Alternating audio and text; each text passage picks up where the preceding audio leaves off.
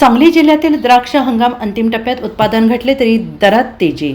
द्राक्ष बागायतदारांमध्ये समाधान. सांगली जिल्ह्यातील तासगाव आणि कवठेमहांकाळ तालुक्याच्या पूर्व भागातील द्राक्ष हंगाम आता अंतिम टप्प्यात आला आहे. यंदा अतिवृष्टी, बदलत्या हवामानामुळे उत्पादनात मोठी घट झाली आहे. तरीही द्राक्षांना आधीपासूनच चांगला दर मिळाल्याने द्राक्ष बागायतदारांमध्ये समाधानाचं वातावरण तयार झालं आहे. तासगाव तालुका द्राक्ष शेतीचे आगार म्हणून ओळखला जातो. येथे शेतकरी मोठ्या प्रमाणावर निर्यातक्षम द्राक्षांचे उत्पादन करतात. मात्र गेल्या 5 ते 6 वर्षांपासून हवामानातील अनिश्चिततेमुळे शेतकऱ्यांना निसर्गाशी 2 हात करत द्राक्ष शेती करावी लागते आहे.